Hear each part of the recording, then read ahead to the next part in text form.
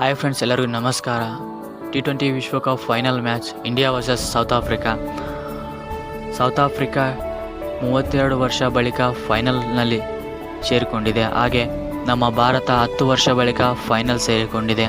ಆದರೆ ನಮ್ಮ ಭಾರತದ ಜನರು 140 ಕೋಟಿ ಜನರು ಹೇಗಾದರೂ ನಾವು T20 ವಿಶ್ವಕಪ್ ಗೆಲ್ಲುತ್ತೇವೆ ಅಂತ ನಂಬಿದ್ದಾರೆ. ಹಾಗೆ ನಮ್ಮ ಭಾರತ ಫೈನಲ್ ಸೇರಿಕೊಂಡು 10 ವರ್ಷ ಬಳಿಕ 2007ರಲ್ಲಿ T20 ವಿಶ್ವಕಪ್ ಗೆದ್ದ ಬಳಿಕ 17 ವರ್ಷ T20 ವಿಶ್ವಕಪ್ ಹಿಡಿತು ನಮ್ಮ T20 ವಿಶ್ವಕಪ್ ಗೆಲ್ಲುವುದಕ್ಕೆ ಫ್ರೆಂಡ್ಸ್. ಹಾಗೆ 2007ರಲ್ಲಿ ಧೋನಿ ನಾಯಕತ್ವದಲ್ಲಿ ವಿಶ್ವಕಪ್ ಗೆದ್ದರೆ, T20 ವಿಶ್ವಕಪ್ ಗೆದ್ದರೆ, ಅದೇ ರೋಹಿತ್ ಶರ್ಮಾ ನಾಯಕತ್ವದಲ್ಲಿ 2024ರಲ್ಲಿ T20 ವಿಶ್ವಕಪ್ ಗೆದ್ದೆವು ನಾವು.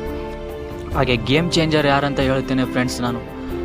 ನಮ್ಮ ಭಾರತ ತಂಡ 177 ರನ್ ಟಾರ್ಗೆಟ್ ಕೊಟ್ಟರೆ, ನಮ್ಮ ಕ್ಲಾಸನ್ನು ಆ್ಯಂಡ್ ಮಿಲ್ಲರ್ ಅವರ ಒಡನಾಟ ಆಡಿದರೆ, ಕ್ಲಾಸನ್ ಅವರು ಸಿಕ್ಸರ್ಗಳು ಬಾರಿಸಿದರೆ ನಮ್ಮ ಮ್ಯಾಚ್ ಕೈಚೆಲ್ಲಿತೆಂದು ನಾನು ತಿಳ್ಕೊಂಡಿದ್ದೆ. ಆದರೆ ಕೊನೆಯದಾಗಿ ನಮ್ಮ ಮ್ಯಾಚ್ ನಮ್ಮ ಕಡೆ ತಿರುಗಿತು. ಅಲ್ಲಿ ಗೇಮ್ ಚೇಂಜರ್ ಯಾರಂದರೆ ಹಾರ್ದಿಕ್ ಪಾಂಡ್ಯ ಅವರು.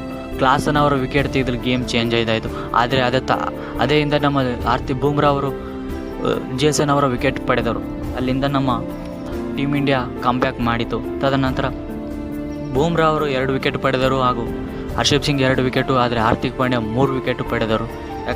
ಈ ಗೇಮ್ ಚೇಂಜರ್ ಆಗೋದಕ್ಕೆ ನಮ್ಮ ಟೀಮ್ ಇಂಡಿಯಾ ಕಂಬ್ಯಾಕ್ ಮಾಡಿತು. ಅವರು ಕ್ಲಾಸನ್ನು ಮಿಲ್ಲರ್ ಆಡೋದಕ್ಕೆ ಆಟ ನೋಡಿದರೆ ನಮ್ಮ ಮ್ಯಾಚೆಲ್ಲ ಕೈಚೆಲ್ಲಾಗಿತ್ತು ಫ್ರೆಂಡ್ಸ್.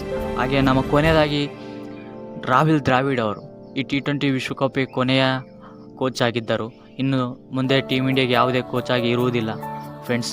ಕೊನೆಯದಾಗಿ ನಾವು T20 ರೋಹಿತ್ ಬಳಗ ಅವರು ಎಲ್ಲರೂ ಕಲಿತು ನಮ್ಮ ರಾಹುಲ್ ದ್ರಾವಿಡ್ಗೆ ಒಂದು ಉಡುಗೊರೆ ಕೊಟ್ಟಾಯಿತು T20 ವಿಶ್ವಕಪ್ ಅನ್ನು ಫ್ರೆಂಡ್ಸ್ ಹೇಳ್ತೇನೆ ಫ್ರೆಂಡ್ಸ್. ಹಾಗೆ ರೋಹಿತ್ ಶರ್ಮಾ ಬಳಗ T20 ವಿಶ್ವಕಪ್ ರಾಹುಲ್ ದ್ರಾವಿಡ್ಗೆ ಕೊಟ್ಟಾಯಿತು ಫ್ರೆಂಡ್ಸ್. ಎಲ್ಲ 140 ಜನರ ಕೋಟಿ ಸಂತೋಷವಾಯಿತು.